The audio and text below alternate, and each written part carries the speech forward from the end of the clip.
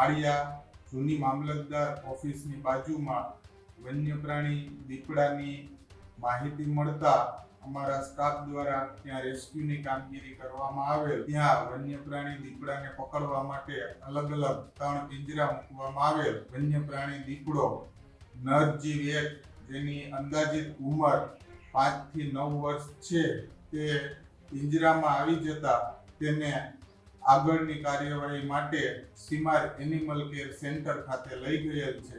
ત્યાં તેની તપાસ કરી અને ત્યાં સીમાર એનિમલ કેર સેન્ટર ખાતે હાલમાં રાખવામાં આવેલ છે। માળિયા હાટી નજીકથી આખરે દીપડો પકડાઈ ચૂક્યો છે। દીપડાના આતંકની આ દહેશત વચ્ચે દીપડો જે છે તે પકડાઈ ચૂક્યો છે। પાંજરે પુરાયો 5 દિવસથી ભયનો માહોલ જે ફેલાયો હતો આખરે એ ભયનો માહોલમાં અંત આવ્યો છે। વન વિભાગના રેસ્ક્યુ ઓપરેશનને સૌથી મોટી સફળતા મળી છે। જૂની મામલતદાર કચેરી વિસ્તાર પાસે દીપડાએ ધામા નાખ્યા હતા।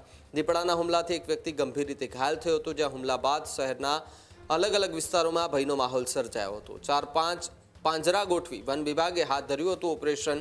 5 દિવસ રાતની મહેનત બાદ દીપડો આખરે ઝડપાયો છે। દીપડો પકડાતા સ્થાનિકોએ રાહતનો શ્વાસ લીધો। માનવ વન્યજીવ સંઘર્ષ ટાળવા વન વિભાગની આ સૌથી મોટી કાર્યવાહી છે। માળિયા હાટીનામાં દીપડાની હિલચાલથી લોકોમાં પણ ચિંતા વધતી જોવા મળતી હતી। વન વિભાગ અને પોલીસની સંયુક્ત કામગીરીની આ સૌથી મોટી સફળતા પણ મળી છે।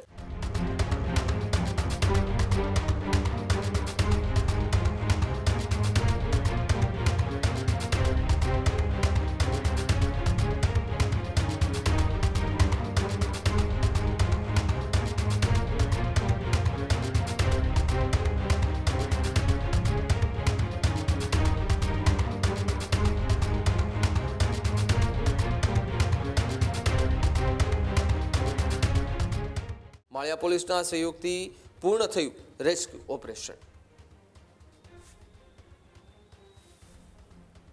PM Makwana range forest officer વન્યજીવ રેન્જ માળિયા હાટીના તારીખ 29/7/2026 રોજ માળિયા જૂની મામલતદાર ઓફિસની બાજુમાં વન્ય પ્રાણી દીપડાની માહિતી મળતા અમારા સ્ટાફ દ્વારા ત્યાં રેસ્ક્યુની કામગીરી કરવામાં આવેલ।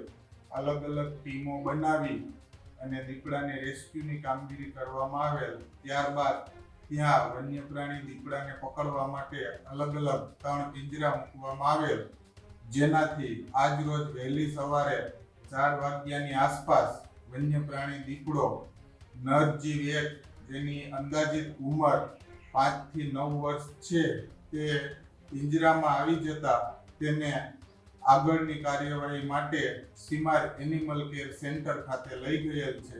ત્યાં તેની તપાસ કરી અને ત્યાં સીમાર એનિમલ કેર સેન્ટર ખાતે હાલમાં રાખવામાં આવેલ છે। ખેડૂત ભાઈઓ છે ખેતરમાં ડ્રોન ઉડાવતા હોય છે ત્યારે આપણે એક પ્રશ્ન સતાવતો હોય છે કે જે આપણે અત્યાર સુધી જીપીએસ ટેકનોલોજી વાળા ડ્રોન વાપર્યા છે, જેથી કરીને મોબાઈલ ટાવર છે અથવા તો હાઈ ટેન્શન લાઈન પસાર થતી હોય, કોઈ વૃક્ષો હોય, ત્યારે જે જીપીએસ ટેકનોલોજી વાળા ડ્રોન છે એમાં ટકરાય અને ટ્રેસ થાય છે। પણ એગ્રીવન લાવ્યું છે GNSS ટેકનોલોજી ડ્રોન, જેથી કરીને એ ડ્રોન છે એ કોઈ જગ્યાએ ટકરાય નહીં, પોતાની રીતે જ ડિસિઝન લે છે અને મૂવ થઈ જાય છે, જેથી કરીને GNSS ટેકનોલોજી ડ્રોન છે એ વાપરવાનો આગ્રહ રાખો। આ જ પ્રકારની તમામ અપડેટ જોવા માટે ન્યૂઝરૂમ ગુજરાતને લાઇક, શેર અને સબસ્ક્રાઇબ કરવાનું ભૂલતા નહીં।